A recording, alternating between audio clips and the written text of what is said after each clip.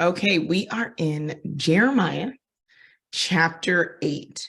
And I don't know, I feel like we're moving at a good pace. I mean, that's just my opinion. I'm enjoying the pace because there's such a wealth of information in the book of Jeremiah. And just like with anything else, when you are studying it versus reading it, there's a different process. So when I'm reading the scripture, just like as some background, when I'm reading through the scripture, I'm just reading it. Some things may jump out, some things may catch me, some things may cause me to ponder them a little bit more, but I try to just keep reading because I know I have to make progress with my reading, my regular reading of the scripture. It's just like if you're watching a movie, right? The first time you watch a movie, especially if you watch it in a theater, right? You can't pause it, you can't stop it, you can't rewind it, you can't go back. You watch it, you watch the whole thing, you get the complete picture. And then when you take it home, right, if it comes out on home video or something, oh, I dated myself. When it comes out on like Apple TV or Netflix or something like that, then you have the possibility of going back to parts and seeing things you haven't seen before. So when people ask me how they should read the scripture, I believe it's two ways. You should always have something you should always be just reading through the scripture. And then you should have something you're studying and meditating on. Because a lot of times your studying and meditation will answer the questions that your reading just won't. And whenever I'm going through or I'm studying through something, or even if it's topical, like if it's on, we're going to do this love thing, if it's on love, or if it's on whatever it is, I'm going to realize that I'm going to be in contact with different parts of the text because no answer in the scripture really exists in just one place. It's confirmed and backed up in other places. So this week, we'll see a lot of that. And we've already began seeing it, but we'll see where these prophets are getting their message from. Also, which is very, very important, it will teach you how to know when a person's telling you something. Because I realize as I've talked to people, as I've traveled, as I've taught, we're all taking in a lot of information. We're in what they call the information age. So it's not any individual person's problem. It's not necessarily a sin, but taking in a lot of information without filtering it through wisdom, knowledge, and understanding can cause you to sin because there's a lot of information you're taking and you don't know who you're getting it from. You don't know the background, and we're not really taught how to search for the background of things that people say because we trust people's passion. We trust the Instagram results we see people get. We trust the goals, relationships, as if that is the process. And so we're so used to being Western in our thinking where we look at the physical, right? We're looking at the what we see versus how it functions. So a person can show you something and the function of it can be completely dysfunctional, right? How they're functioning can be in a dysfunctional state. So when we're looking at the scriptures, we not only have people teaching and preaching, but we have people literally highlighting both function and dysfunction in systems of learning. And for all intents and purposes, anytime you pick up the text, you should be learning from the teacher that's teaching you. So when I look at the biblical text right now, my teacher, because I'm studying with Jeremiah, that's my teacher right now. The prophet Jeremiah is my teacher. When my teacher lectures, it is my responsibility to go back and get the notes and see where my teacher was lecturing from. Does that make sense? So as Jeremiah is talking, my job in my studying is literally saying, oh, where'd you get that from? Oh, man, he got that from over here. Oh, man, that's super cool. I'm in school every time I sit at the feet of a prophet. I'm in school every time I pick up a text, if that's whose course Yah has told me to enroll in. So essentially, I am your study buddy as you have enrolled in Jeremiah's course, talking about the condition of the heart of Judah and the prophecies about the redemption and the lack of repentance in the nation. Does that make sense? Does that make sense? Okay, awesome. So what happens then when you're studying, if you've had a study buddy in a course, your study buddy's job is to make sure that you can see what your teacher is talking about in terms that make sense to you. The prophets, believe it or not, were the study buddies of their generation. So there was Torah, and then the prophet was bringing out Torah to the people Torah is the teacher. That means Yah is the teacher. And the prophet is pointing out how the people are missing what the teacher is saying. And then in every generation, we get prophets and teachers who are then echoing of the previous prophets and teachers, right? When you go to class, they say, B.F. Skinner said, and Freud said, and this, why? You're talking about what a person said in the past, and then you're applying it to what's happening right now. So then every generation of prophet, I'm going somewhere with this, by the way, every generation of prophets are required to acknowledge the real prophet that came before them. The real prophet. That's very important because there's a lot of false prophets. There's a lot of false teachers. There's a lot of people in generations. What the false prophets do is quite the same.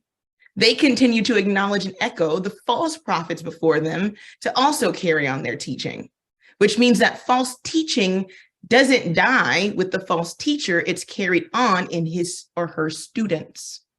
And they begin to replicate after that teacher. That's why in every generation, you're going to see both. That's why we need wisdom and understanding. So peep this. Let's go into the text. I'm excited now.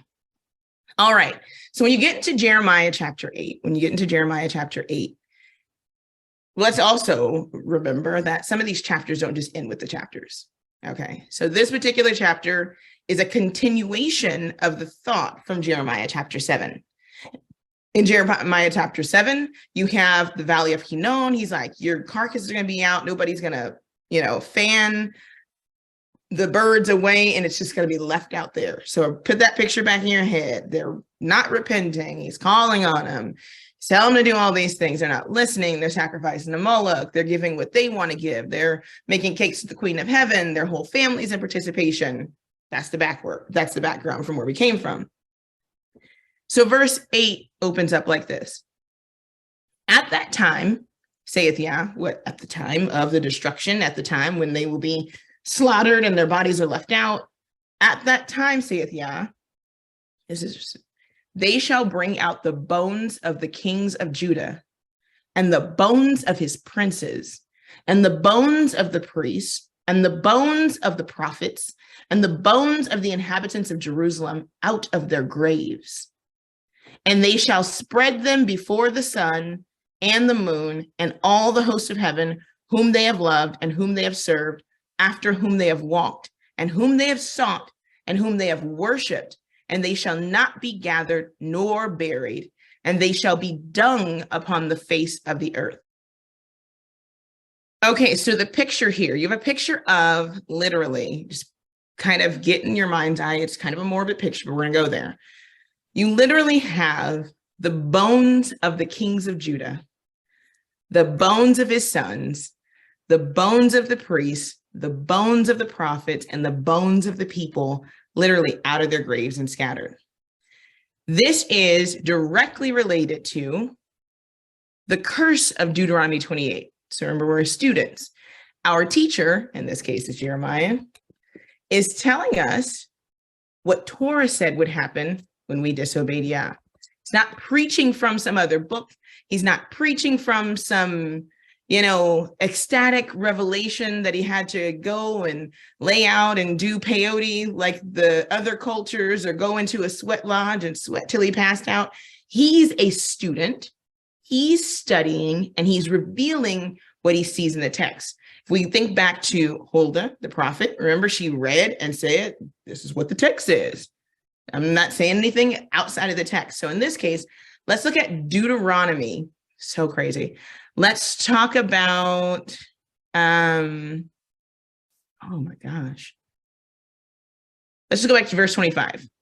Yah shall cause thee to be smitten. These are the curses before your enemies, and you shall go out one way against them and flee 7 ways before them. And you shall be removed into all the kingdoms of the earth. And your carcass shall be meat unto the fowls of the air and unto the beasts of the earth, and no man shall fray them away. Literally, he's saying part of your punishment is you are getting the curses that were prescribed in Deuteronomy chapter 28. It wasn't new curses. The punishment is always the same, which is a thing. So if you know that that the consequence of jumping off a building that is too high for you to land from is that you are going to die, it becomes a parameter for how you operate when you're on top of a high building. The curses are the same because they are a parameter of a consequence.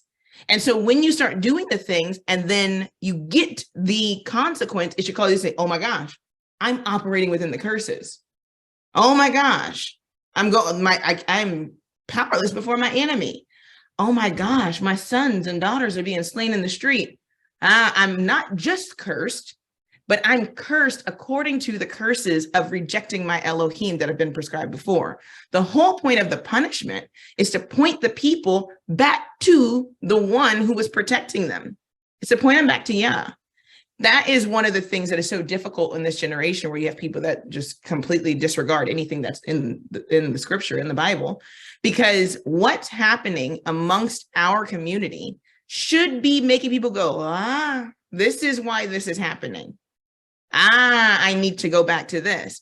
But you know what happens, and we'll see this throughout the text, it seems so simple, seems so futile, it seems so, that cannot be what it is, that people don't do it. So he says, literally, you're going to experience this severe judgment. Now, check this out. Isaiah, remember we talked about Isaiah came before Jeremiah. We're talking about major prophets. Isaiah came before Jeremiah. Then you have Jeremiah. And then right after Jeremiah, you have Ezekiel. So you have prophets to Israel and prophets to Judah. We know, right, that that Jeremiah went to the captives who were already taken captive into Babylon and preached to them. That was very early on. He's like on this, like, he's going everywhere Yah tells him to go. Watch this. This was so cool to me. Let's go to Isaiah chapter 14. True prophets all say the same thing. Isaiah was more than 100 years before Jeremiah, by the way. Peep this. Verse 18. All the kings of the nation, even all of them, lie in glory, everyone in his own house. But you are cast out of your grave like an abominable branch, and as the raiment of those that are slain, thrust through with a sword, that go down to the stones of the pit as a carcass trodden underfoot. Thou shalt not be joined with them in burial, because thou hast destroyed thy land and slain thy people. The seed of evildoers shall never be renowned. Prepare slaughter for his children for the iniquity of their fathers, that they do not rise nor possess the land, nor fill the face of the world with cities. For I will rise up against them, saith Yah of hosts, and cut off from Babylon the name of the remnant, and the son, nephew, saith Yah, and I will also make it a possession for the bittern and pools of water, and I will sweep it into the besom of destruction, saith Yah of hosts. Yah of hosts has sworn, saying, surely I have thought, so it shall come to pass, and as I have purposed, so shall it stand. So he's talking about the same thing that was going to happen to Israel, right? Is going to happen to Babylon. He's going to do it to his own people, and then guess what? He's going to turn around and do it to their enemies. Still Deuteronomy chapter 28, which shows you that also the curses apply to everyone, right? He says, if you do this, I'm going to take the plague that I put on Egypt and put it upon you. If you do this, I'm going to take what you did to my people and I'm going to put it upon you. Same text, same voice, because it's Yah's voice. Watch this. So we just read Jeremiah. Let's go to Ezekiel 37. He said, the hand of Yah was upon me and carried me into the spirit of Yah and set me down in the midst of a valley. We were just talking about the valley of Hinnon, where there's carcasses and there's bones. In the midst of a valley, which was full of bones, and caused me to pass by them round about. Behold, there were very many in the open valley, and lo, they were very dry.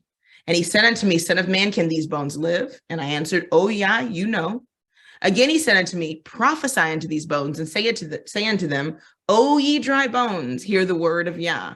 Thus saith Yah Elohim unto these bones, behold, I will cause you to breathe. I will cause breath to enter into you, and you shall live. And I will lay sinews upon you, and bring up flesh upon you, and cover you with skin, and put breath in you, and you shall live. And you shall know that I am Yah. So I prophesied as I was commanded. And as I prophesied, there was a noise, and behold, a shaking, and the bones came together, bone to bone. And then I beheld, lo, the sinews and the flesh came upon them, and the skin covered them above, but there was no breath in them. Then said he unto me, prophesy the wind, prophesy, son of man, saying to the wind, thus saith Yahweh Elohim, come from the four winds, O breath, and breathe upon these slain that they may live. You see the progression of the prophecy. You get destruction. The destruction started when they were carried captive. Israel's carried captive during Isaiah's time. And you begin to see the slaying of the people. Judah was supposed to not follow after her treacherous sister Israel and was not supposed to receive the same end. But because she followed and did worse than her treacherous sister Israel, she received the same punishment as prescribed in Deuteronomy 28. What you get, they get carried off into captivity. Spoiler alert, if you're just following this and waiting for us to get to the end of Jeremiah, they're going to get carried off. They're going to join their sister, if you will, Israel, in captivity. And guess what? This literally happens. So it's not it's not just like, oh, this might happen. No, it's going to happen. It's already happened because they are not going to turn away. When they get there, though, it's interesting because the prophecy progresses to you seeing this valley of bones. I was reading this and I said, did Jeremiah prophesy the valley of dry bones that Ezekiel saw later? Well, absolutely. It goes together. Jeremiah talked about the graves being dug up at the ultimate end, at the ultimate destruction of both Judah and Israel. Ezekiel then, in Yah's love and kindness, is called to then prophetically speak about the prophesying and the raising up again of the people and them being brought into their land. It's all one voice. There's separate prophets in different time, but Yah speaking to all of them, and all their stories connect. I feel like this is very important because we're going to get to a part in the text where I'm going to explain to you literally false prophets and true prophets. And the reality is Yah has one voice. It was the same interpretation from the same text with the same consequence. And it was the same, it was the same, it was the same. So now when you hear the stark contrast of the peace, peace, and there shall be no peace. Now you're like, wait, so you calling Isaiah a liar? Because, we wouldn't, not now. We wouldn't say Isaiah was lying. We've seen his prophecies. You're trying to tell me that you think Jeremiah is lying because Jeremiah is making it up? No, they knew that Jeremiah was prophesying out of Torah. They knew what had happened to Israel, and they were going to experience the same exact thing. And then we, on our side, currently have foresight, and we know what happened in Ezekiel's time. They actually did return out of Babylon. They did go back into the land. And then when you get it in what is called the prophetic perfect, when something is prophesied as if it already happened, right? Because remember, this isn't a vision. He's prophesying. He said, then I prophesied. It's in the past tense. If Yah tells someone to do something, when Yah tells a prophet to do something, it's as good as done when Yah says something's going to happen. If your actions continue, this is going to be the outcome, not just because Yah is set, because he tells us, if you change, I'll change. But what he knows is based upon your current situation and the current climate of the nation and what has happened in the past, not many people do. That's why there's always a remnant. The remnant does, but the overall majority doesn't. That's the picture. Okay, let's get back to the text. So he's like, you're going to be spread out. Literally, this is intense. He spread them out before the sun, the moon, and the host of heaven, whom they loved. You don't want to be in my land. So guess what? Yah said would happen. He said that if you don't obey me in this land, the verse says, I will vomit you out. What a very, very vile picture, right? But we think, oh, you just get kicked out of the land. He's like, no, I'm literally going to vomit you out of my soil. I'm going to vomit you literally from out of your graves and your burial places. And I'm going to lay you before the sun and the moon and the host of heaven, who you seem to love, whom you serve. Not only did you love, you wanted to be made in the likeness and image of them, but then you serve them in the practices in the way that they asked you to. When I asked you to serve me the way I wanted to be served, you said no. When they said this is how these particular pagan practices went, you went to the school of the false prophets and learned how to do it. You learned Lent, you learned Christmas, you learned Easter, you learned Babylonian mysticism, you learned the ways of the Canaanites and the Amorites and the Hittites and the Jebusites. You learned it. You had to sit there and say, oh, no, you don't like that candle first, you like this one. And you don't do this, no, don't do that incense, do it like this. And then you went a step further, right? And you went ahead and took my worship, how you were supposed to worship me, and took it there. So I said, don't mix this particular blend anywhere else but in this temple. But then you mixed that blend and you took it and burned it before Baal. You then took my things that were for me, and then you took them and presented them before other gods, and then brought their vile things, and then you presented them in front of me like there was some kind of like translatable way of doing both, and there's not. He says, so because of that, they shall not be gathered nor buried, not in my land. Tell your gods to bury you. Where is the sun god's land? Where is the moon god's inheritance? Where is the host of heaven's earth that he literally caused, fresh herbs to come up and separated the firmament from the firmament? Go ahead and let him take you to his spot because you can't stay here. He's like, so guess what? You'll just sit out. And it's true because the bones just sat out until Ezekiel's time. There was nowhere for these false gods to put you because they're operating in a realm because of human wickedness, not because they just exist, because of human imaginations, they function, and a human has nowhere to put their gods. Their gods have to exist and dwell in Yah's house. So he says, verse 3, and death shall be chosen rather than life. See, that's crazy because when it comes to bones, burial, and when it comes to life and death, you think that because of the Hebraic mindset that would not be a choice. The place of burial designates possession and a landmark. This gives a place of return and ownership. So when we do it now, when we bury our dead, we bury them somewhere, we put a marker down. Why? So that when I want to know where my loved one rests, I can go back to it. That's on a very small scale.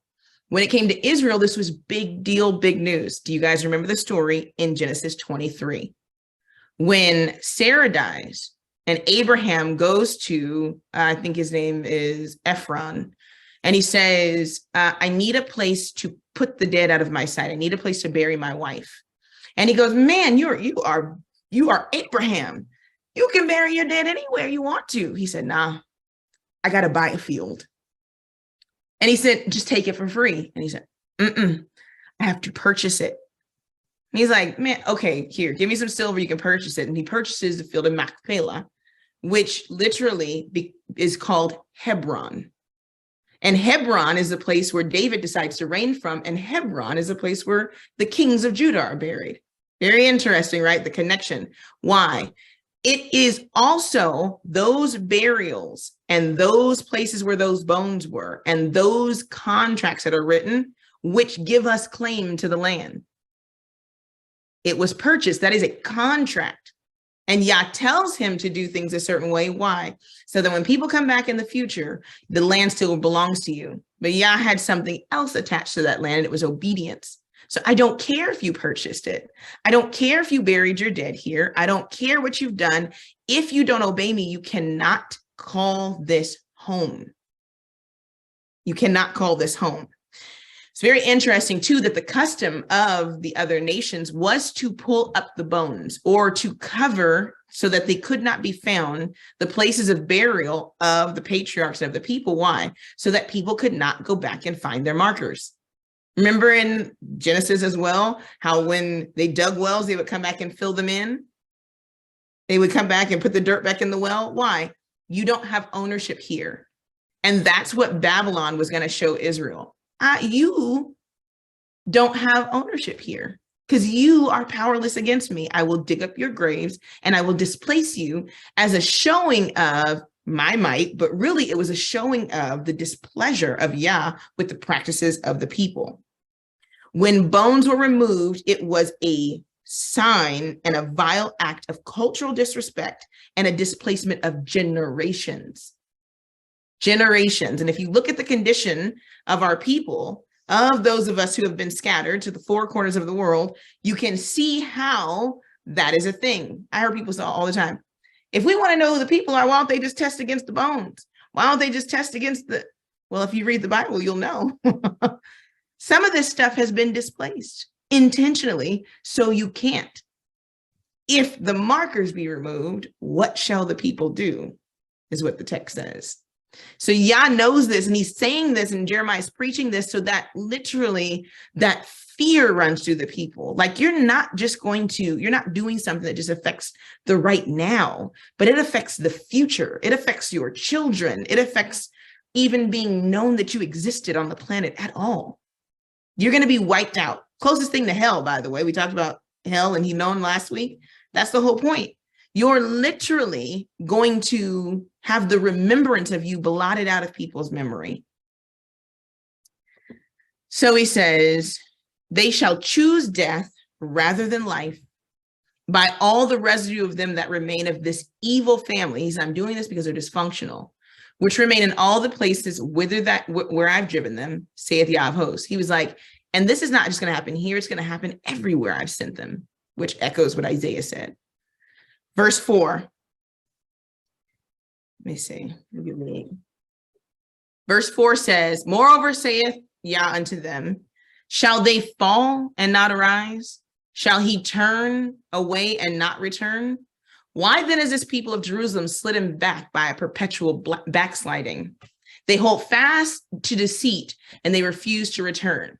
Now, this is one of those things where reading it in Hebrew or reading probably in a different translation will really help bring out what it says, because really what the text says at the end part where he says by a perpetual backsliding, it is in the form of this. He's saying, why are they backsliders?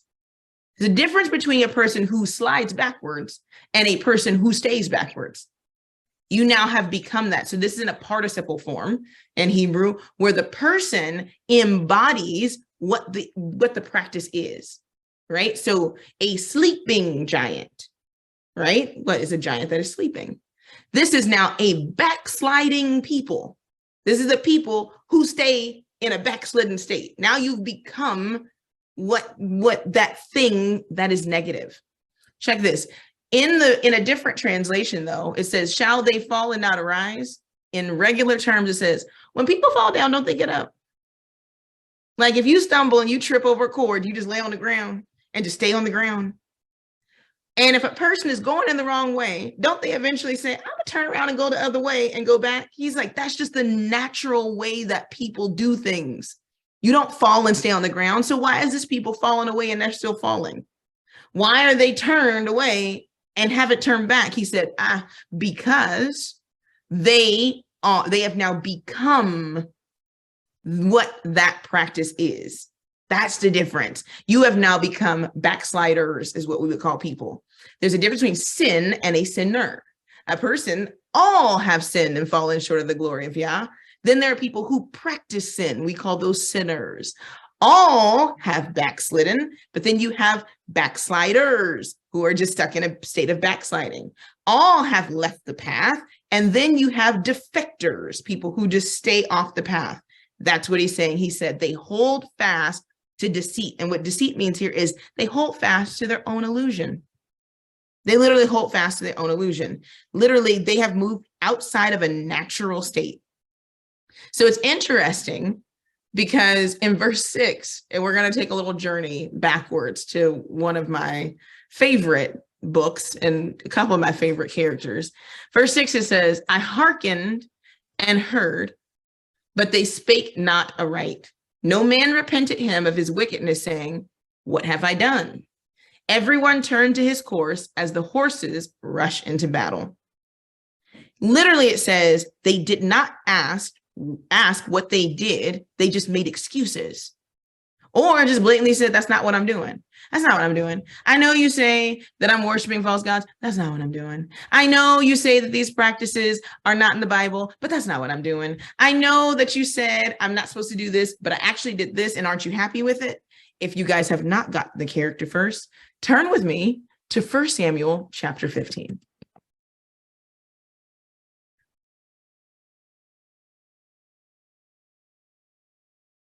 So if you don't know the background of this story, the background of this story is the people asked for a king. And it's so interesting. This was a Torah portion this week. So if you read Torah portion, then you've read it, so you know. So I can just kind of go over it. The background, which directly relates to this Jeremiah, by the way, the people asked for a king because they were rejecting their king. Interesting, right?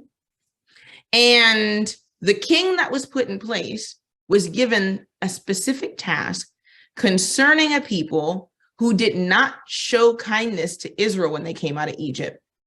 So you have Saul. We're talking about pretty much the attitude. I want to give you a practical example, not a living example, not a me example, but a textual example of a person who, in this case, refuses to see what they've done wrong. All right. So we gave the background. He tells them, utterly destroy it. And I said, if that was you guys, you would know exactly what to do. Okay. So here we go. Verse 7.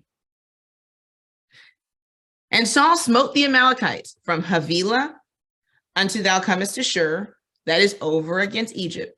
And he took Agag, the king of the Amalekites, alive, and utterly destroyed all the people with the edge of the sword. But Saul and the people spared Agag and kept the best of the sheep and of the oxen and of the fatlings and of the lambs and all that was good, and would not utterly destroy them, but everything that was vile and refuse they utterly destroyed. Then came the word of Yah unto Samuel. Samuel said, now homie old, he just tired. He's like, oh man, he's gonna do it. I got this. He thought he was gonna sit down for dinner, and here Yah comes. And Yah's like, it repenteth me that I've set up Saul to be king. Like out of nowhere, like what? For he is, here we go, here's the word, same word, turned back from following me, and has not performed my commandments. And it grieved Samuel. And he cried unto Yah all night, broke his heart. He was like, it was just too easy. So Samuel, the Zakin, gray bearded Samuel gets up, had to tie his locks up. He's like, I thought I was kicking it. Samuel rose up early to meet Saul in the morning. He had to walk, by the way. He didn't have a car or a chauffeur like these modern day prophets. He didn't have a Lear jet to get him wherever. He had to go out. Hey, how far out are they out there? Okay, out there. So, and it was told Samuel, saying, Saul came to Carmel, right? He had to go look for him. He's like, where are they? Oh, they're over there in Carmel. Okay. And behold, he set up a place and is gone about and passed on and gone to Gilgal. He's like, oh, okay, I got to go to Gilgal now. This poor old man. So Samuel came to Saul, and Saul said unto him, before Samuel could even get a word out, Yah has already said what he said. We already heard what Yah said. Literally, he says, blessed be thou of Yah. I have performed the commandment of Yah. And Samuel said, so why do I hear these sheep and oxen in my ear? Where is that then? If you perform the commandment, y'all went out with sheep, huh? Oh, okay. And Saul said, oh, they have brought them from the Amalekites, for they spared the best of the sheep and the oxen to sacrifice unto Yah Elohim, and the rest we have utterly destroyed. Y'all just read it. He said, everything, oxen, sheep, fatlings. The fatlings were this idea of even the stuff that you feel like is the choicest, I want all of it destroyed. Then Samuel said unto Saul, stay, hold on, just be quiet for a second. I'm going to tell you what Yah hath said to me last night. And he said to me, stay on. Like he wasn't like, oh, Yah's talked to you? Okay, then I didn't. I'm sorry. I didn't do it. I'm just kidding. No.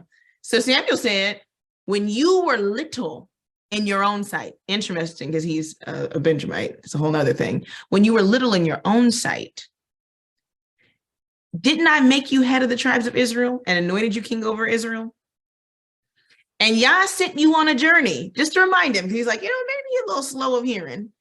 And Yah sent you on a journey and said, go and utterly destroy the Amalekites and fight against them until they be consumed. He said, so why when you heard the voice of Yah didn't you obey? But then you leaped and flew upon the spoil, and you did evil in the sight of Yah. Now imagine telling this to a person that's hard to talk to people, right? Because they're like, I did it though. I just killed a bunch of people. That was, he said, but you didn't do it. You pretty much should have left them all alive because you didn't do what you were supposed to do. Peep this. We're talking about the heart of Israel reflected in an individual person, the heart of Judah, people Jeremiah is talking to. And Saul said unto Samuel, after he done told him, didn't you do? Saul said unto Samuel, no, actually, I have obeyed the voice of Yah.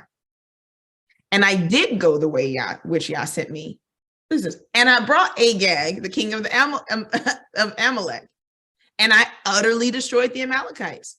But the people took of the spoil of the sheep and oxen and the chief of the things which should be utterly destroyed to sacrifice unto Yah, your Elohim in Gilgal. And he said, but the commandment was given to you, right? It wasn't given to the people. We already know Saul can kill up some stuff. He didn't need really, if that was the case and they wanted to keep it, he could have just, hey, we're not keeping this and let's move on. So Samuel was like, okay. You could tell his patience wore thin. Like, let me put this into terms you'll understand. Hath Yah as great delight in burnt offerings and sacrifice? Think about Jeremiah chapter 7, as in obeying the voice of Yah. Behold, to obey is better than sacrifice, and to hearken than the fat of rams. For rebellion is as the sin of witchcraft, and stubbornness is as iniquity and idolatry. Because thou hast rejected the word of Yah, he has also rejected you from being king. And then finally, Saul said unto Samuel, I have sinned, for I have transgressed the commandment of Yah and thy words, because I feared the people and obeyed their voice. After all that, now pray for me. And then Samuel said, I will not return to you. And guess what? You're also rejected from being king. I wanted you to see that progression, because that is what Jeremiah is talking about in a very, very practical sense. He's literally saying, you became a practice that was abominable, and now it's moved far. You had two chances in that conversation to get to that last part, but when you got to the last part, it showed your heart. So guess what? You can't be king. When it got to the last part, you cannot be in my land because you have a heart problem. And now you're just saying it because you care about what people think and you don't want to be embarrassed before people, but you have no intention. And we know this if you continue reading through 1st and 2nd Samuel, no intention of actually turning away from your wicked ways. I know that was a long way, bent the block on that one, but that is a perfect example of the attitude that's being expressed when he says, literally, they hold fast to deceit, they refuse to change, and literally, when I hearken to them, no man repeated of his wickedness, saying, what have I done? When he came to him and told him what happened, he should have said, I messed up. The fact that this old prophet had to get up and walk to find you meant you did something wrong. That's period. That's the end of it. So the question should have been, blessed be you of Yah. No, if Yah shows up on the scene, you should have enough sense to say, I must have did something wrong. If Yah sends a prophet on the scene and the prophet's talking, the prophet's not talking for nothing because Yah doesn't waste people's time. It's a very, very delicate space. So if Jeremiah is talking after 8 chapters we've listened to, but this is a couple of years of conversation, or probably could be the same year. We'll get to that in a second. A whole course of feast of conversation. Nobody said, all right, Jeremiah, what did we do wrong? You're hearing it, but you're having no intention of changing. Verse 7, yea, Yah says, the stork in heaven knoweth her appointed times. And in this case, the turtle dove, it says the turtle, and the turtle dove and the crane and the swallow observe the time of their coming, but my people know not the judgment of Yah. He said, it's amazing that the birds know what's going on when the seasons change. When they get a little cool, they know where to go. And without a tracker, without anything, they trust what is in them, the literal thing that's in them that tells them where to go.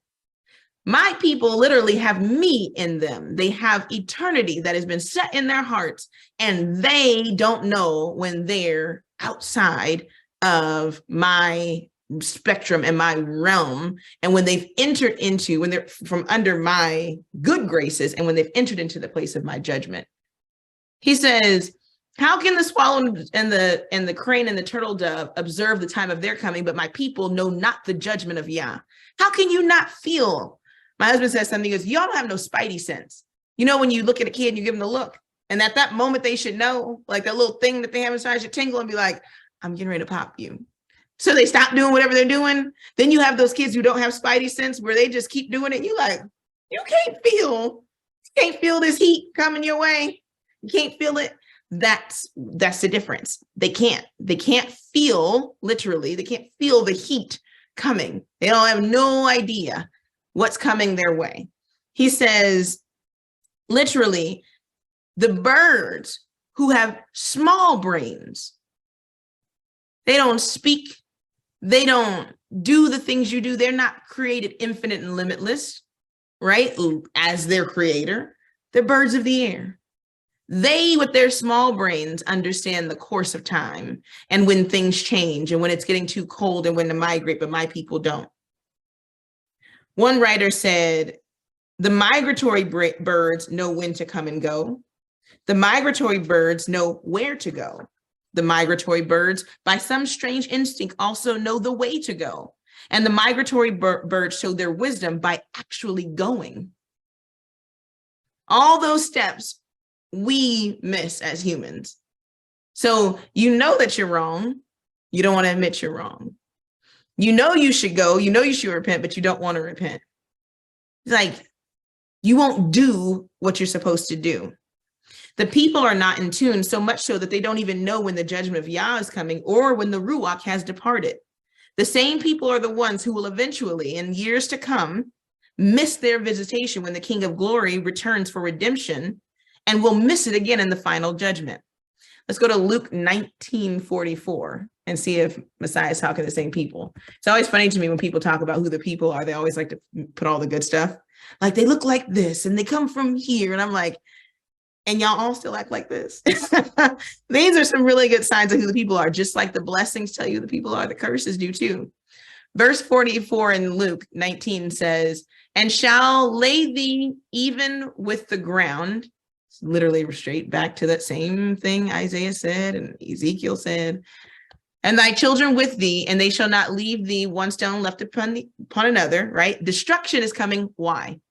Same destruction that Yah talked about is the same destruction that comes upon the people because of Hamashiach, because they know not the time of your visitation. You didn't see the judgment coming. You didn't see that the King of Glory was literally in the midst of Israel. You didn't see that the King of Glory literally, we're going to see this in Jeremiah, literally was already in Jerusalem, had set up the place. Remember, Samuel did this whole, in 2 Samuel and Kings, when they did the whole thing and dedicated the temple and Chronicles. And he's like, got the stuff ready for this temple that would be built. And Yah was like, I'll dwell there, but I will tear this place down if y'all don't listen to me. Y'all missed that part. So then when it happens, when the judgment comes, you miss the visitation. You miss the fact that Yah was there the whole time. And you went off searching for other Elohims. So let's go into verse 8 says, how do we say we are wise? How do you say we are wise and the law of Yah is with us? Well, certainly it's in vain that he made it, because the pen of the scribes lies. The pen of the scribe is in vain. Another prophet also said that the pen of the scribe lie. That'll be something for us to talk about when we get on our own chat. So somebody get that little Quizlet. Literally says, how, right? You have no sense. You don't know the judgment is, but then you boast in the fact that we are wise because we have the law of Yah. Does that sound familiar? Because that sounds like some people I know. We are a people who boast in something you don't guard. The whole point of the law is to not only obey it, Shema, but to shamar, to guard it in its state.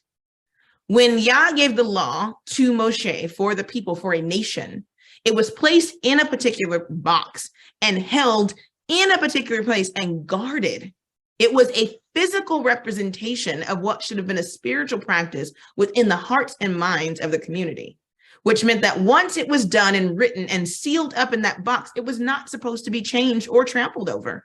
How dare you walk into the, I dare you to actually, not how dare you to walk into the Holy of Holies that Aaron and his sons had to put pomegranate bales and a rope around their waist to go in just in case they died and had to be pulled out because you couldn't go in there and retrieve them. How dare the sanctity of the Holy of Holies that held the promises of Yah and the law then be trampled over by people who have been 400 years out of not only in captivity, but then know nothing about the actual function or know nothing about what is sacred and what is holy because we have been desecrated. He says, but then you'll say, oh, the law is wise and the law is with us and we are wise. The same book that people claim to show identity, we trample and trespass and sin, refusing to be corrected and to conform to the law and the standards set up in it. We have Torah, but we argue to change it because the law doesn't agree with our lifestyles. Oh, we are definitely our ancestors' children, and not just skin tone and heritage, but in wickedness and folly of heart. Because the same people back then claimed, oh, no, we are wise because we have Torah. Isn't that what the Psalm says? The law will make us wise in our enemies, yet we function in dysfunction. Literally, Yah's like, it must have been in vain that I wrote it then. If you know you have it, but you won't use it, then is not having it in vain. See, the people of Judah would say of themselves that we are wise, yet be self-deceived. They believe what they want to believe, and they believe what they believe is not the truth. And when it came to the word of Yah, literally the scribes were using the text and using the word, the preachers, prophets, scribes, everybody using it for their own gain. They were using it falsely. They were using it wrong. And he's like, why did I have the scribes write it then? If the next generation was going to come on and think that they could take their pen to it and add to it and take away from it. They rejected the word of Yah. So really, what wisdom do they have? Do they have wisdom at all?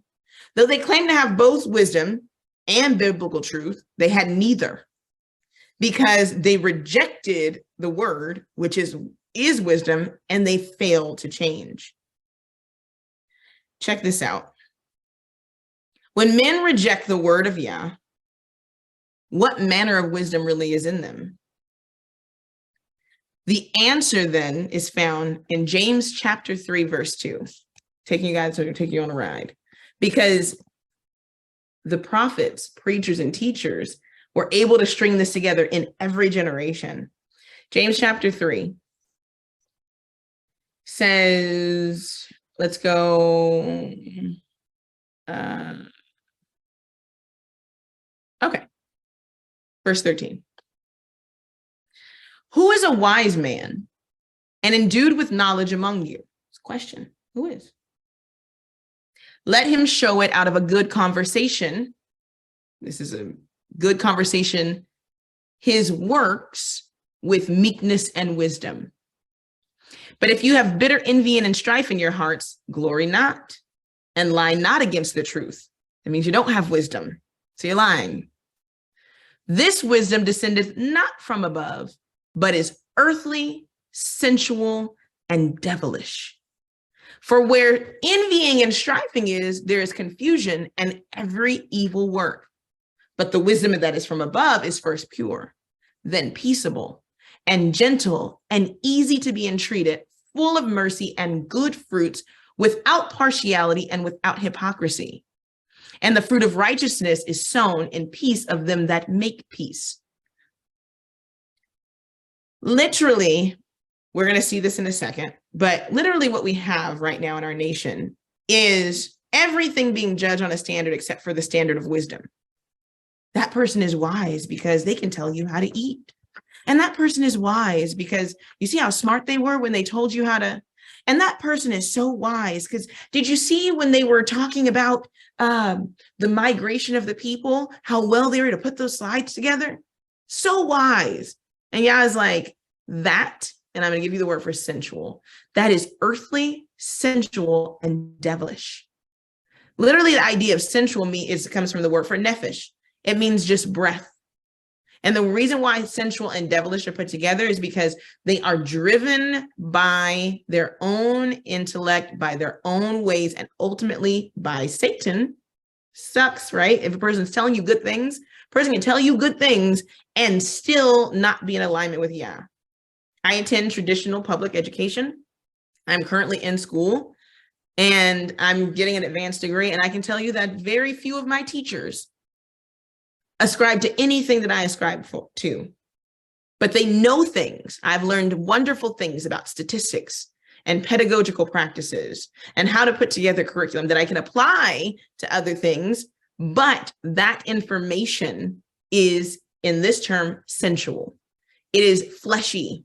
It is a man level type of intellect that is not applied to this word. And if a person is not operating in wisdom, which causes them to be meek and of good conversation, right? And to have mercy and be easily approachable and gentle and peaceable without partiality. They're not hypocrites. They're not two-faced. And they have a fruit of righteousness that is sown. And when they move about, in them is peace and they make peace, then that is not wisdom of Yah. So then when you look online, just as a rule of thumb, and you see people envying each other, talking about what other people are doing, fighting each other, glorying in each other, literally lying about the word, something you can look up and see with your eyes and say, now you spin off in a tailspin trying to figure out why a person would say that. It must be true because the person would spend 2 hours on a video saying something that wasn't true. That is not of Yah. That is not wisdom. So guess what? If the spirit is off, then the whole thing is off. You can have a person with the right spirit say something wrong. And guess what a person with the right spirit who says something wrong does? They correct it. But a person who teaches something in the wrong spirit will never go back and fix it, which is why a lot of false doctrine, a lot of peace, a lot of really weird things that exist within Israel still exist, because the spirit that it was done in wasn't right. And they are perpetuating that same thing over and over again. So time has progressed. And even natural science, which has flaws, right? Extreme flaws. Even natural science has sense enough to say, you know what? Pluto is not a planet. And I know we said it was a planet. I know you were taught that it was a planet, but guess what? We're sorry. Pluto's not a planet. So what about all the textbooks and we didn't know. We know more now. Look at the humility in the heathen, if you will, on something that they feel invested in. But then you'll come around right now, and we have the ability now that generations before us didn't. I know people have been in Torah for a long time, but they didn't have technology like we have. They didn't have Bible programs. To study one topic could take you years. Now you can run some verses and somebody has done some work and you can use other people's work and put it together, and there's still damnable doctrines around. Why? Because they don't want to admit Pluto ain't a planet. They don't want to admit that, you know what? That wasn't the culture and the context. We have more money as a nation than we've ever had. They don't want to get on a plane and say that actually, no, this is actually where this thing is. So they keep things going, which creates strife and which creates issues. And that's not wisdom. It's sensual and devilish. So literally says they don't even have the sense enough. They don't have the sense enough to be ashamed. Why? The wise men are ashamed and dismayed and taken, right? And they have rejected the word of Yah, and what wisdom is in them. He says, all this is happening to these wise men. Literally, their own lies have come back before them, and they still won't admit that they're not wise. Still won't admit it. It's interesting because we're getting ready to move into a place where this is a repetition, so I'm not going to go through it slow like we did the first part. It's a repetition, literally, of Jeremiah chapter 6. He's going to literally repeat the same things again. Watch this. And I think he repeats it because they needed to hear the message. So he said, because they're not ashamed, because they should be ashamed, but they don't know that there's not wisdom in them, and they rejected the word of Yah, I'm going to run this one back again. Therefore will I give their wives unto others. Remember this from Jeremiah 6?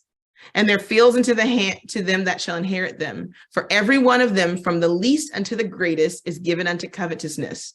From the prophet even to the priest, everyone dealeth falsely. If you don't remember it yet, you'll remember this. For they have healed the hurt of the daughter of my people slightly, saying, peace, peace, when there is no peace. Were they ashamed when they committed abomination? Nay, they were not at all ashamed. Neither could they blush. Therefore shall they fall among them that fall. In the time of their visitation they shall be cast down, saith Yah. I will surely consume them, saith Yah. There shall be no grapes on the vine, no figs on the fig tree, and the leaf shall fade, and the things that I have given them shall pass away from them. So the prophet says, well, then why do we sit still? The question is, why is there no peace? Well, we saw it in James, right? You can't have peace without wisdom. You can't have peace without what? Can't have peace without repentance. The reality is you cannot have peace if you are not at peace with Yah. A person can have a life in chaos, but have peace when there is peace with Yah. But these people have no peace, and the preachers and prophets are telling them, peace, peace. Why? Because they literally are sensual and devilish. They don't want a reformation. They don't want change because it means you have to change everything about who you are. It means you have to align with the word. It means you have to admit that you were wrong. It means you have to admit that you taught things falsely, and nobody was willing to do that. Just like Saul, he said, you know what? I did it because the people wanted it. But it didn't change what the punishment was at the end of it. Verse 14. So Jeremiah, he's like, why do we sit still? He's like, now that you know all this, I'm saying this, why have we not moved and acted on what we know? Assemble yourselves and let us enter into the defense cities. Literally, like, Yah may not stop this, but if we get together, we can be saved.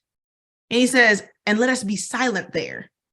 Everybody wants to say what they know, and everybody wants to say how things should be. Let us shut up before Yah. For Yah, our Elohim, has put us to silence. Our sins should shame us into silence, and literally has given us gall to drink. That's like poisonous water, because we have sinned against him. We looked for peace, but no good came, and for a time of health, and behold, trouble. That's what people don't admit. That's the part that bothers me. When you see people and they're against Yah and they have this air of prosperity, but deep down inside, if you just literally pray, if you have to, because sometimes you just see it right off the bat, pray for Yah to reveal that lens. I look at people and pity them. People are like, I'm good. And this, I'm like, that is giving trauma.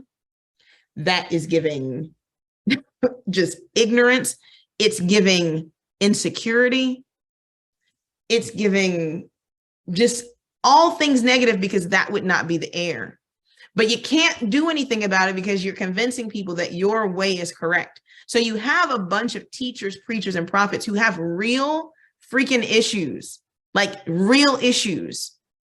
Before I came into this realm, my husband used to be a pastor. I've seen it all. I knew more pastors that still was smoking crack, who still were being whoremongers, literally all these things. And the reality is, because I've seen it in that sense, I can still see that stuff now. You have people online who, when they say certain things, I'm like, you must be doing X, Y, and Z, because the evidence out of the abundance of the heart, that's where some of that speech comes from. That's where some of those vile things come from. That's where some of these damnable doctrines come from. My question always, when a person looks at Torah and their first mind is to change it, my question always when I hear a person teaching, this is within Israel, is, what do you not like about that law? How does that law offend a part of you that you don't want to change? Or how are you making money off of being obstinate to that particular part of the text? Because you have people in your fellowship who give, and that's what they don't believe. That's normally the root cause. He said, literally, they're covetous. It's literally, they change things and they twist things because it benefits the people around them. And they don't really care about the word. So they come up with these sensual, fleshy, earthly ways of giving people license to do what they want to do. That's why people join certain camps. Certain camps let people have as many wives as they want to. Some camps let people have wives and concubines. Some people's camps let them have wives, concubines, and women that they can just sleep with when they enter in and out of cities based upon the text and the doctrines that they created from a mistranslation or a misunderstanding of a person's lived experience that does not make it Torah. You have people who literally tell people, you don't have to do the law at all.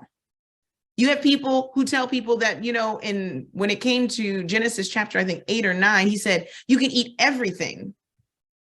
At first he said, this is what you can eat. Then here he says you can eat everything. So we're under the Noahide law. So you can eat whatever creeps upon the ground as the green herb, says the text. You have people who teach things like that because guess what? Either that's what their desires want. And so they're looking through the text for an excuse to do what they want to do instead of looking at the word of Yah to correct and to transform them into the likeness and image of Yah. If we understood fully that we are image bearers in the likeness and image of Yah, and we understand where he says, you are holy, you have to be holy because I am holy, then you wouldn't seek to then convert the word to fit the imperfect human, but you would allow the word to perfect the imperfect human into the likeness and image of Yah. People don't do that.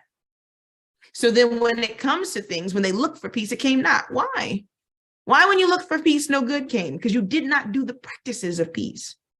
And when you look for good health, why did it not come? And behold, trouble. Why? Because you're completely off base. The snorting of his horses was heard from Dan. It's interesting because the pagan worship, one of the idols was set up in Dan. So he's talking about from where it's going to start from and then where it's going to come to. The whole land trembled at the neighing of his strong ones. When the Babylonian army came, it said that literally the ground shook. They came not like, oh, we're going to give a warning. No, they came to tear things up. They came in with a full might. They're like, we're going to make this fast and quick. It's happening. There's no turning back from it. And so Jeremiah is prophesying this not only as what Israel has seen, but what they're going to witness. It's going to come. And when it comes upon you, there's no stopping it. Have you ever tried to get in the middle of a stampede and stop all the stampede from happening? Now, a person might feel remorseful for starting the stampede, but it's not going to stop the elephants from coming through the village. It's not going to stop the wildebeest from plowing through. It's not going to stop it. And what you'll be left with is picking up the pieces at the end. He's saying when this time comes, they're going to devour the land and all that is in this city and all that dwell therein. Why? For behold, I will send serpents and cockatrices among you, which will not be charmed, and they shall bite you, saith Yah. You see what happens with a serpent, right? A serpent, with the charmed serpents, like cobra, you've seen the people where they blow the little flute, and you can kind of like charm the serpent. You're dealing with a venomous snake that has the ability to kill you. But because you got the gift of gab, because you got the charmer, because you have the flute, you can talk the serpent or sway the serpent into this behavior. He's saying what's coming upon you is a serpent that cannot be swayed. They cannot be talked to. There's nothing that's going to stop the destruction that's coming. It's interesting. Once again, we're going to do a little Bible jump. Let's go to Psalm 58.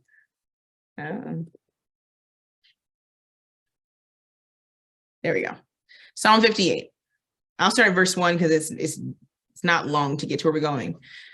So it says, do you indeed speak righteousness, O congregation? Do you judge uprightly, O ye sons of man? Yea, in heart you work wickedness. Yea, you weigh the violence of your hands in the earth. The wicked are estranged from the womb. It's like the wicked from the womb.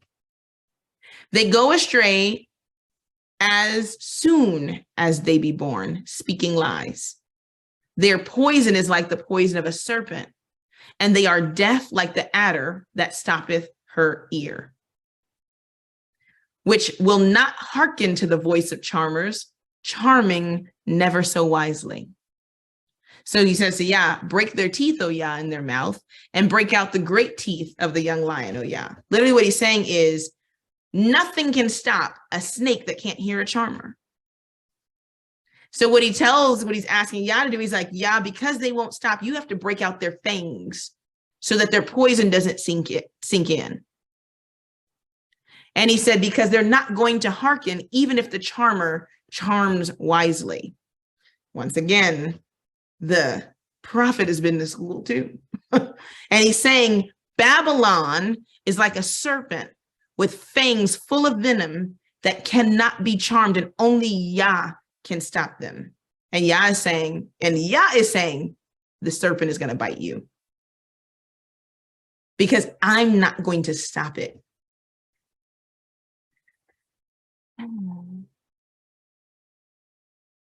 Verse 18. Verse 18 says, when I would comfort myself against sorrow, my heart is faint in me. This is Jeremiah. This is why he's called the weeping prophet, right? He's like, he has to say all of these difficult things. And it hurts him because he's like, I'm in the midst of these people. What's going to happen to them is coming my way too. And he's saying, literally, I try to think of all this that's happening, and I try to find ways to comfort myself. And my heart literally is faint within me. Behold, the voice of the cry of the daughter of my people, because of them that dwell in a far country. And it says, literally, is not Yah in Zion? Is not her king in her? Why have they provoked me to anger? This is Yah speaking, with their graven images and with strange vanities. The harvest is past, the summer is in, and we are not saved. This cry is a prophetic moment. It hasn't happened yet. Remember, they're just like, we gonna do what we gonna do. We bake cakes to the queen of heaven. Y'all still blessing us. That's their current state. The prophet sees the end result of it. The same people with the loud mouth are going to be wailing at the destruction. And Yah is literally allowing Jeremiah to experience this. And it's literally just like, it's tearing him up inside. And as much as he warns the people, they refuse to see it. Jeremiah wondered. He's like, how can this people end up so far off? And he wondered, which is true, he's like, is not her king in her? But remember, in the chapter past, just like what happened in Shiloh, the spirit of Yah is left. And the only people that feel it are the people who know what it feels like to be within the right spirit with Yah, to have Yah's Ruach. The people have not experienced Yah's Ruach for so long that they don't even know that they don't have it. He feels it. He's like, I can feel it. It's faint within me. It's interesting because in Jeremiah 23:23, the same question is echoed, but it's Yah actually speaking again. And he says, am I an El that's afar off? He's like, no, but I do see everything. And literally the pain of it and the sorrow of it and the lack of comfort that is found is because they had Yah so close. Check this out. That he saw all of their sin and is literally having the prophet give a rundown of everything that Yah has experienced that the people have done. But they didn't have sense enough to say, well, because Yah is watching and he sees, he has to be real. So let me ask him to heal and fix me. If he saw and he watched what I was doing wrong, then surely he will put his eyes on me and see me when I ask to be made right. Same people, same behavior. And when it comes to rejecting the king in their midst, 1 Samuel chapter 8, verse 7 said, they're not rejecting you, prophet. They're not rejecting you, Samuel. They're not rejecting you, Jeremiah. They've rejected me. And how heartbreaking it is for those of us who know the necessity of having a Yah who's near to us. And know what it feels like for Yah to be afar off sometimes in certain seasons when we have rejected him, not when he rejected us. To know that the people are getting ready to experience that on a grand scale and have to watch it. Yah says, why did they provoke me to anger with these graved images? He was like, if they wanted me here, they wouldn't have done the things to make the spirit, the Ruach leave. I told them already. And they did it not only with the graven images, but they also had these strange, empty practices. So it's verse 20 says, the harvest is past, the summer is ended, and we are not saved. The harvest is past and the summer is ended is not only agricultural, but it's also feast related. That's why I mentioned earlier that it may have been a whole feasting season that passed. Remember, the Reformation of Josiah was during what feast? Pesach, right? Then you have after Pesach, you have obviously unleavened bread and all that counted in. Then you have Shavuot. So you literally have if you follow the trend of how Jeremiah is prophesying to him, he's prophesying to him within the themes of the feast. You have Yah as Redeemer, right? In the beginning. I will pass over all the stuff you have done, all the stuff that I've seen, if you will literally just go back to what I've said to do. Go back, be covered, if you will. Come back under my covering. Then he appeals to them as a husband to a wife, right? That's Shavuot. That's that marriage feast. This is what you said you would do. And this is what you haven't done. You've gone off and you've whored yourself, but I've seen it. And guess what? Even in that, I will recovenant with you. Then there's that space and time, right? That summer. So that summer part. And then, of course, you enter into your fall feast, which begin with the blowing of the trumpet to wake them up, right? And then there's atonement. And so what is happening is he's like, the harvest is past. So that's that spring harvest time. Then you have the summer part. The summer is ending, so you have a summer harvest. That's when you get all your fruits, all your berries and your dates and all those things that grow. He said, we are not saved. Literally, it means that we've had 2 failed harvest seasons and we're going into the winter and the fall months and we have nothing stored up. We've gone through 2 feasting seasons, which are supposed to repair, get the leaven out, make us recovenant. We haven't done the work because we're still off doing Easter instead of Passover, right? And doing Lent instead of repenting. We have all these things going on. You say, you know what? You're going to arrive at atonement where your fruit is judged, where the harvest at the end of that first cycle of harvest is done, and you're not going to have anything to show for it. You have no, watch this, you have no fruit worthy of repentance. Let's look at that. Matthew 3:8, and actually Luke 3:8. It's one of those weird times that actually happens. All right, here it is. Bring forth therefore fruits meet for repentance. There are literal fruit that is supposed to be bare that gives evidence of the change. And what we've seen as we've gone up into this point is that Israel has made changes, Judah has made changes, but it was never enough change to bear fruit. And I'll tell you the reason why in a second, but a lot of the reasons why is that the preachers and the prophets kept them uprooting and rooting. Oh, no, that seed's not good. No, pull that up. Oh, Oh, no, that's not it. You kept the people so confused that nothing ever actually came to fruit. So the Luke 3:8 literally echoes the same thing. Says, bring forth therefore fruits worthy of repentance, and begin not to say within yourselves, we have Abraham as our father. For I say unto you that Elohim is able of these stones to rise up children unto Abraham. And now also the axe is laid unto the root of the trees. Every tree, therefore, which bringeth not forth good fruit is hewn down and cast into the fire.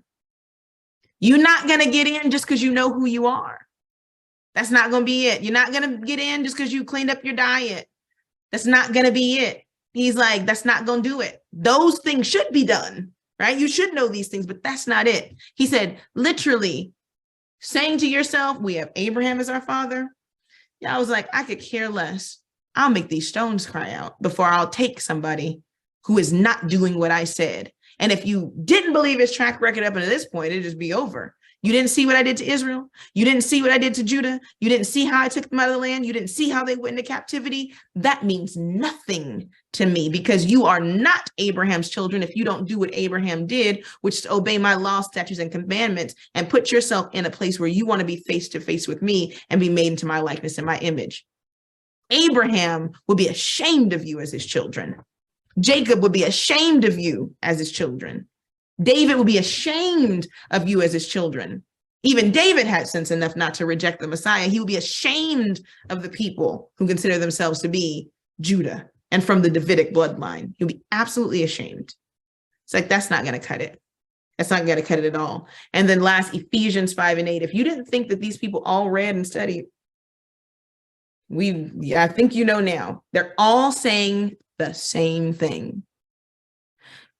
So this is echoed in a different way. For you were sometimes darkness, but now are ye light in Yah.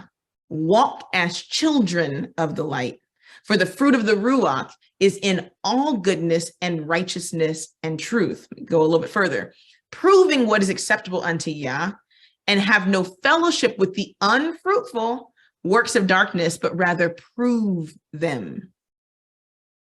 But because the people, the preachers and the prophets were bearing no fruit, and the Levites were bearing no fruit, you couldn't tell the people weren't bearing any fruit because they all had the same fruit, which was all wickedness. How sad to be thinking you're bearing the right fruit because everybody's bearing the wrong fruit. This second part seems like a whole nother lesson, so y'all bear with me. But oh, the idea here, you have a people that's not saved. When you have a people who are convinced that they did the work but have nothing to show for it, this happens when we major in the minor. I can assure you that a lot of the information we are learning as a community is important when it's coupled with an internal transformation. We study and do not arrive at the end, and that's likened to being in a garden and toiling and never bearing fruit, never having a harvest. Constantly planting and rooting, but never eating the fruit of the labor is a curse of Deuteronomy 28. Constantly doing the work, but never getting over the hump. Constantly working on ourselves, but never seeing the end of that.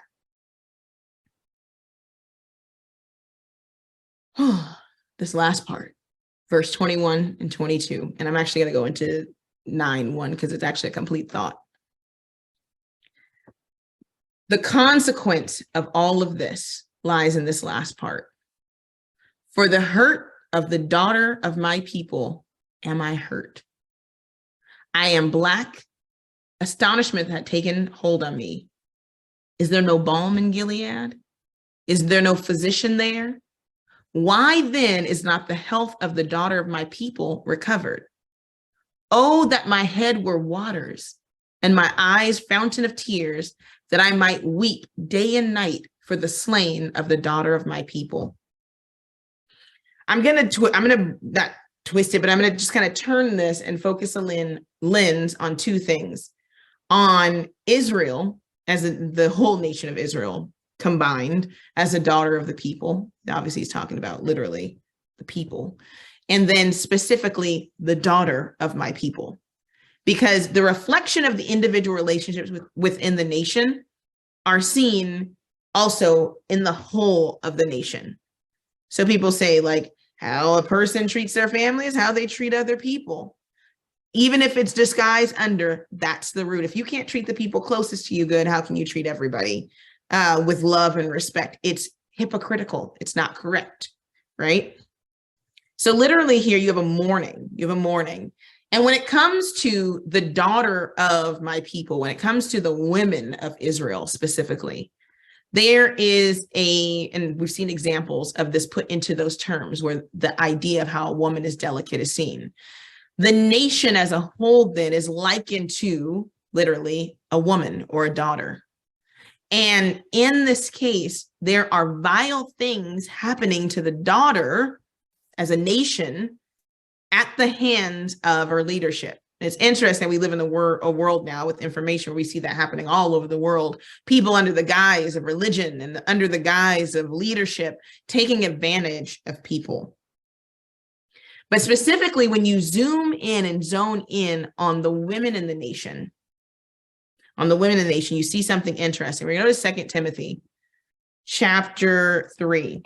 And it reminds me of actually a part in, I think it's Micah, where literally Yah doesn't condemn the daughters of Israel for being whores. He literally says, I don't condemn them for being whores because your men are whores. So you guys are right for each other. I'm not even going to punish them for being that way because you have caused them to be that way. In like manner, the people within the nation because of the falsehood of the preachers.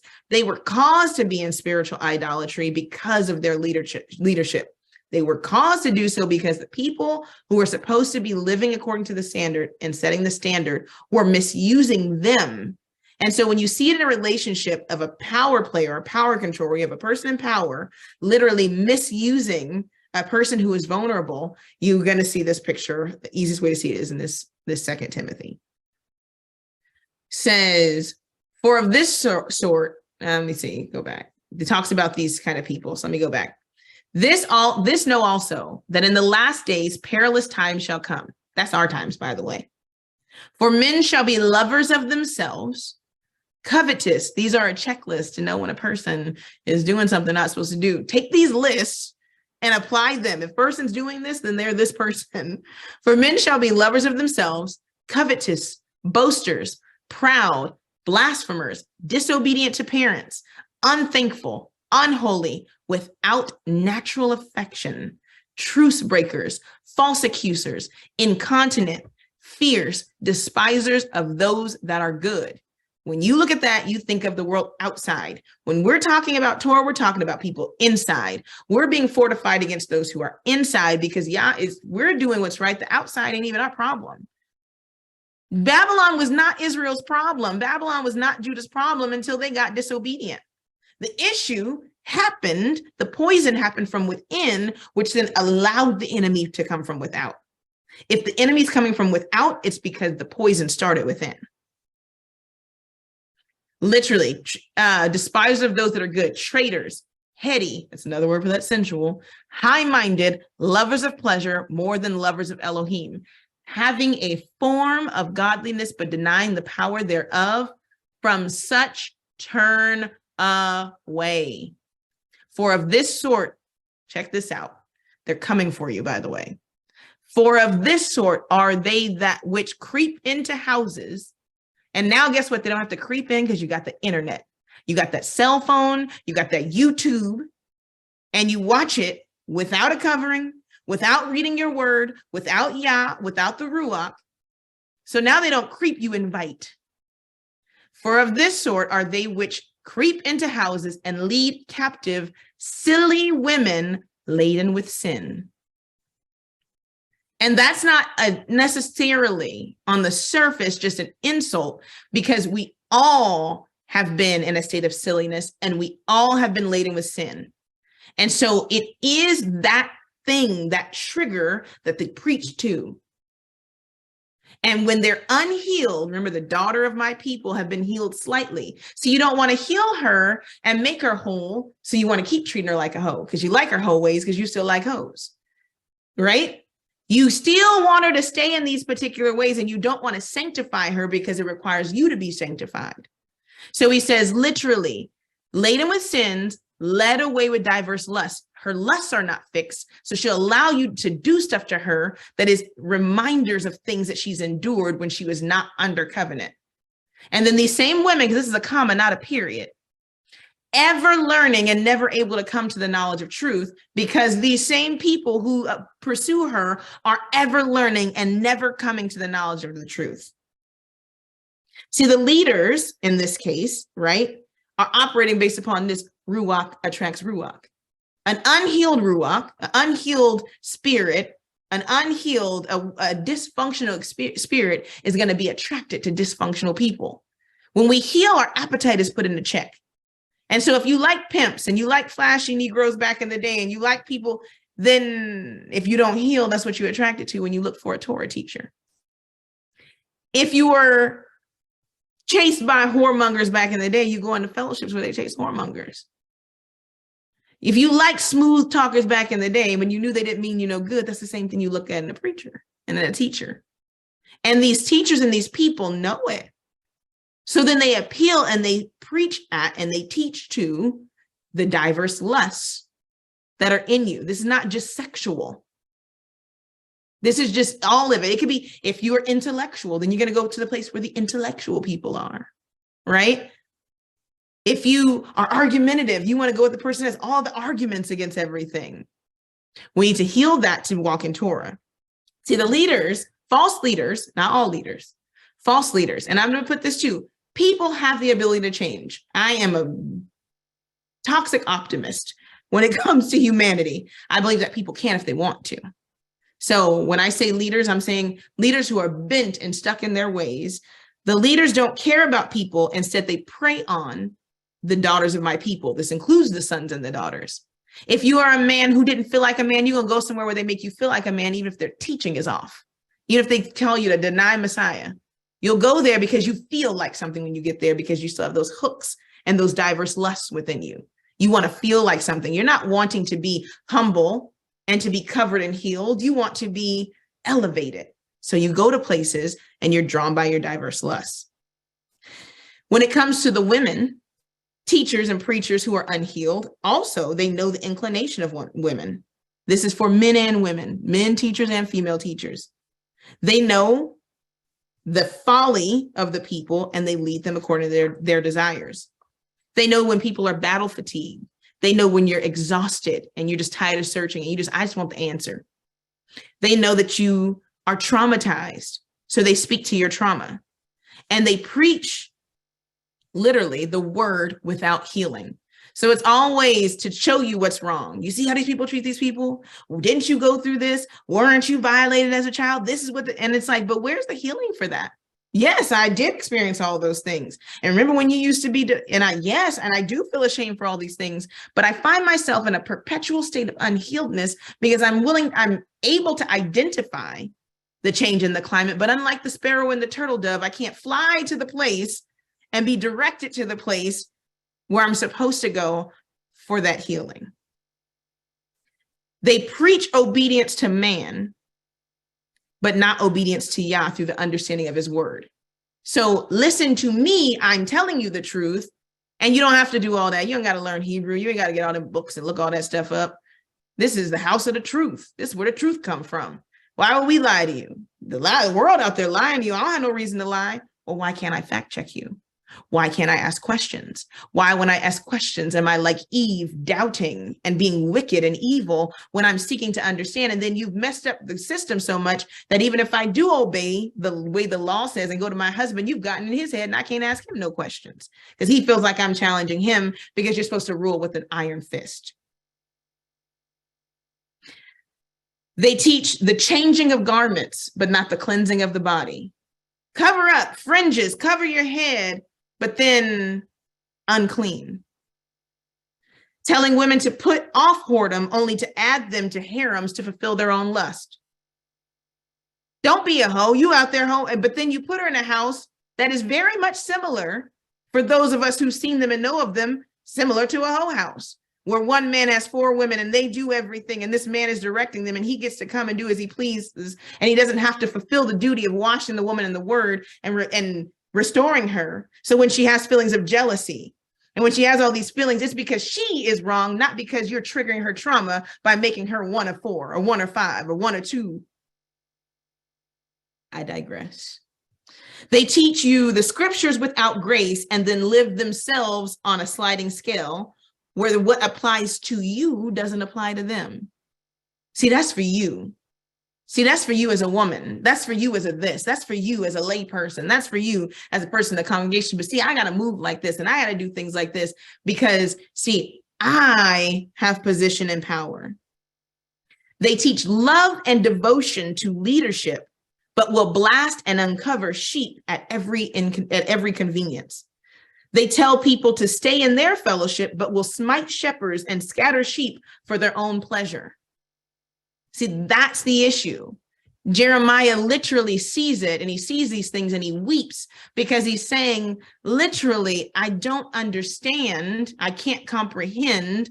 I don't quite grasp how my people are hurt and I'm hurt, but people who say they operate in the same office as me, as priest and teacher and prophet, are not feeling that same hurt.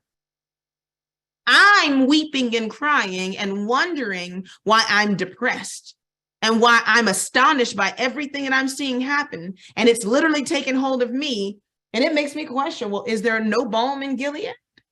Is there no healing to be had? The issue with Gilead was this: all of the medicines were to be found in Gilead. The balm was there. And he says, if y'all saw this and you knew that people were hurting, a normal person would say, hey, if you go get that tree and you bring these things here, they'll make your stomach stop hurting. And if you do this, this, and this, we see people.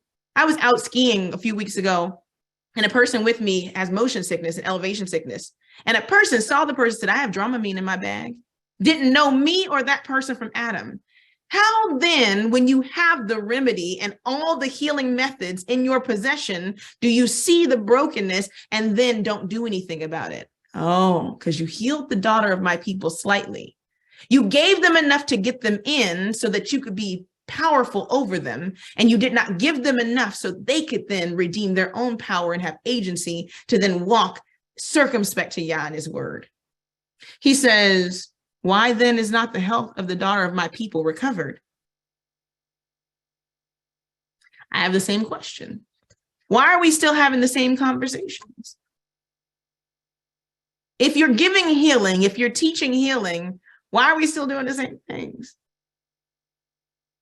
I feel like people just keep adding to new things, and I think I'm just going to stay with the old things. Molly Music has a song. He's like, it goes, I'm just one of those old people that just got to hold on. Like, I'm just going to stick with what works because I see everybody going every which way, and I don't care. You cannot fellowship it away.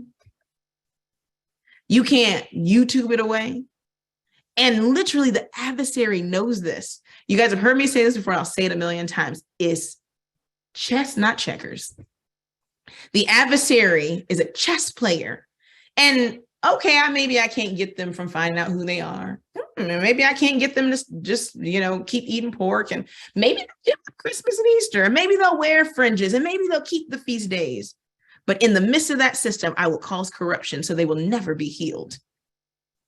And I will use the people whose sensual hearts are inclined toward me, and I will breathe into them, and they will breathe out my words, so that when the wind is called upon them, they think they're being preached to when they are the dry bones, and they wonder why the sinews are not coming together. And they wonder why nothing's happening, and they wonder why they're not being restored. It's because, yes, there's breathing. Yes, somebody's speaking over you, but they're speaking over you to keep you sick. It's like modern medicine. It's witchcraft. The whole point of the medicine is to keep you on the medicine.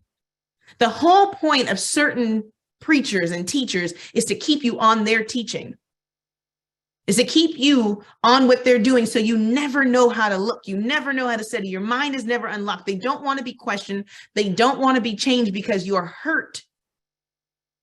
Your hurt helps them. Your hurt keeps them in business. Because if we heal, we become a nation. There's no big I, there's no little you when we're healed. We all have the ability to step in and stand in for one another. And we all have the ability to hold one another accountable. And we all understand how this is supposed to work. So I have to keep you feeling like you're here, and I have to be here. And then I'm also going to, at the same time, have you working in ways that keep you in a state of confusion. Because deep down inside, I know it's true. And I know it's true because I've had to battle through these seasons where the actions of leadership and the actions of the nation around you have you doing things and going through the motions, but your heart's not in it.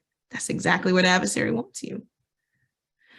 I have been in seasons where I was like the disciples when the Messiah said, well, where you gonna leave too? And they said, well, to whom else shall we go? Like, I might want to leave, but I don't know where else to go. I still know that Yah is real. But all the rest of this feels real culty, kind of feel a little cultish around here. So you have to stick and you have to blinders on through those times. And that's difficult for people, especially people who are coming here, who are coming into Torah because nothing else has worked for me. Surely this will work.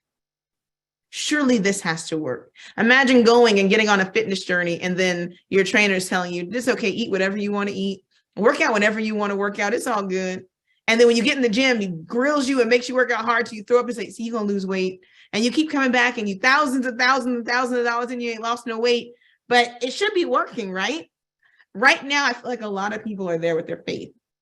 And a lot of people are there with this walk where you're like, Why should I even study when everybody has something different that they're coming to? Why should I even put in the work? Why should I even go? Why should I even keep the feast days when some people believe they're on this day and some people don't even think you should keep them at all? And it gets to the point where it's exasperating, but that's the thing. It keeps you sick. And Yah was like, I'm not in that. And that's why I need you to reject those systems. I need you to do like the people who stepped away from the tents of Korah so that I can discipline. Because if you don't go somewhere and sit down and be quiet and understand what happened, and you get with me, then the same end is for you, because the deceiver and the deceived are in the valley of Hinnom. The bones of the prophets and the kings and everybody are laid out when it all comes down. And literally, that was Jeremiah said, literally thinking about this, I wish that my head were waters. Because you know when you cry and you run out of tears and you dry crying, you get a headache. He's like, I wish I had enough tears to cry so that it wouldn't even be painful to cry as much as this makes me cry. He says, I would do this day and night, and we're in right here, for the slain of the daughter of my people. The word here for slain is dual. We know they're going to die, right? But the word here in this text literally means for the deflowered. The daughter of my people have been spiritually and physically, but spiritually molested and raped. And I'm literally witnessing the effects of it. So much so that they literally have Stockholm syndrome. And when Yah tries to pull them away to repentance and healing, they'll run from him. At the same time, they've been taught to be afraid of that process as well.